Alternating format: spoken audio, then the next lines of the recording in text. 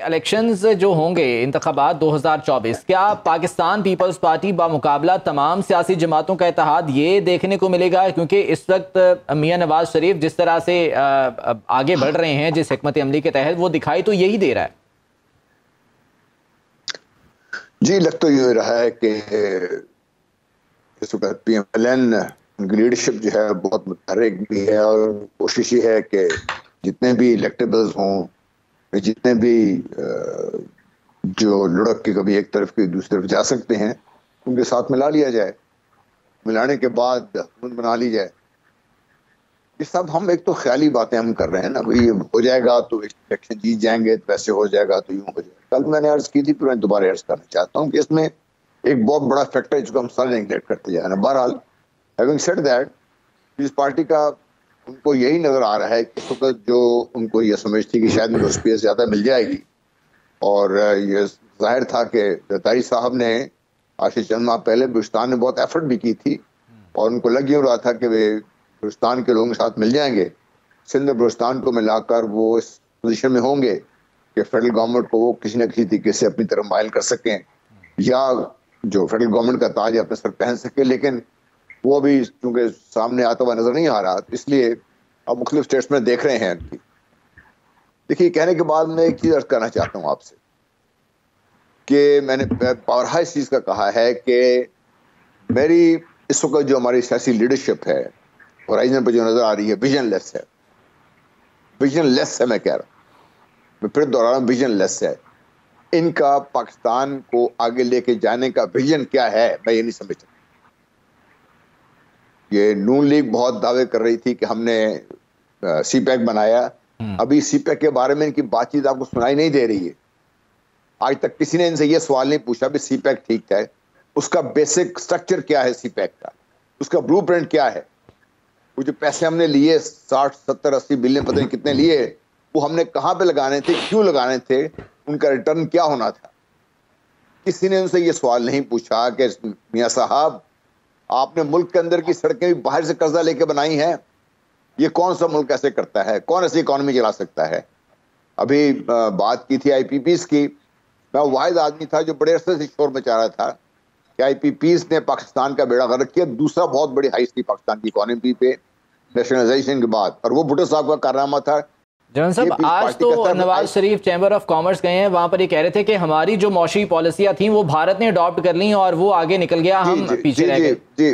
जी, उनकी मौशी पॉलिसी थी क्या? वो किस भारत की बात कर रहे हैं? मनमोहन सिंह की बात कर रहे हैं। इनको तो पता ही नहीं मनमोहन सिंह की पॉलिसी क्या थी। आप पूछ लें उनसे जाके एक दफा, आप तो पूछ तो लेना एक दफा, कोई उनसे सवाल तो कर नहीं रहा उनसे कोई भी।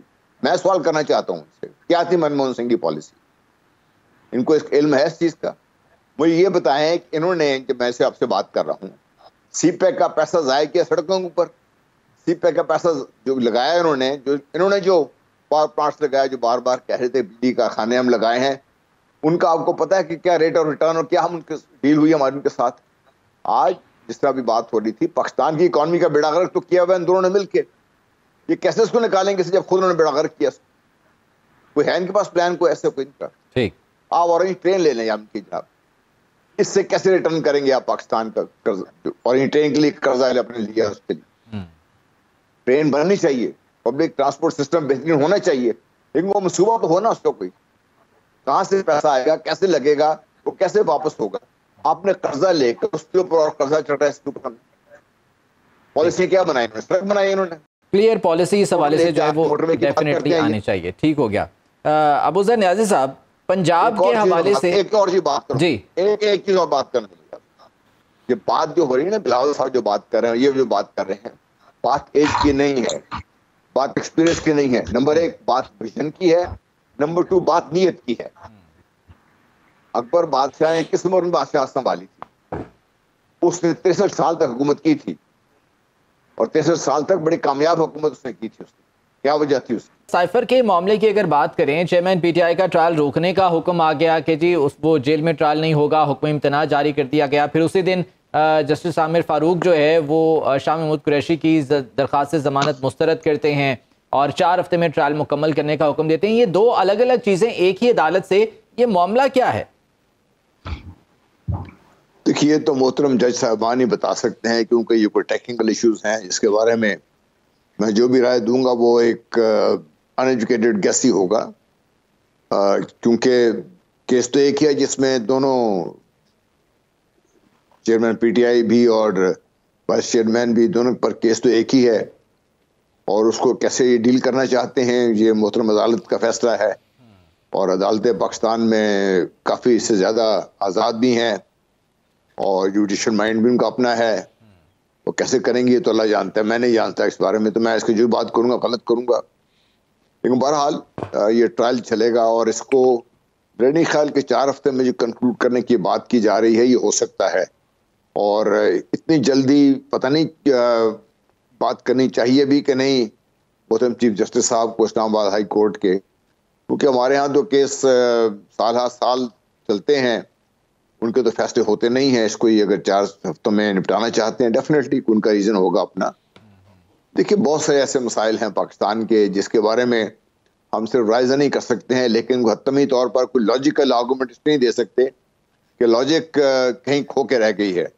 और जब उस पर आप बात करेंगे तो फिर आपको अगले दिन खामखाई शर्मिंदगी होती है कि आपने कोशिश की लॉजिक की, तो बात बनी नहीं इसमें। इससे पहले एक छोटा सा मैं 2-3 पॉइंट्स आपसे करना चाहता हूँ। अभी बात यहाँ पे हुई थी, आदिल साहब ने बात की थी कि जो रॉबिन रफेल आ रही हैं पाकिस्तान में, इंसानी हकूक की बात करेंगी। देखिए, अमेरिका के इंसानी हकूक बड़े वाजे हैं, वो सिर्फ अमेरिका के लिए हैं, अमेरिकन के लिए हैं, और बाकी इंसानों के लिए वो इंसानी हकूक नहीं है। जो जिस तरीके से वो फिलिस्तीनियों के साथ जो कुछ हो रहा है और जिस तरीके से अमेरिका ने वीटो किया हुआ है सारे को, और जिस तरीके से वो इमदाद दे रहा है इजराइल को इंसानी हकूक को बेहतर बनाने के लिए इजराइल के हक में, आप उससे क्या तौक़ो रखते हैं? जी हाँ, बिल्कुल। नंबर 2 देख रही है। माजरत के साथ सर, वक्त मेरे पास खत्म हो गया है। यार देखिए, आप लोग जब वैसे बात होती है जी जी, फरमाइएगा, क्विकली जनरल साहब जरा बता दीजिएगा। दूसरा, देखिए, अमेरिका जब भी बात करेगा, अमेरिका अपने मफादात की बात करेगा। पाकिस्तान चूंकि दस्तनगर है इस वक्त, पाकिस्तान ने हाथ फैलाए हुए हैं मदद के लिए, तो अमेरिका की जो भी मसाइल होंगे, जो भी बात करेगा वो बात करेगा, चूंकि पाकिस्तान से फंसा हुआ है, किस तरीके से पाकिस्तान उनके मफादात के लिए काम कर सकता है। इससे ज्यादा अमेरिका को इंटरेस्ट नहीं है पाकिस्तान में।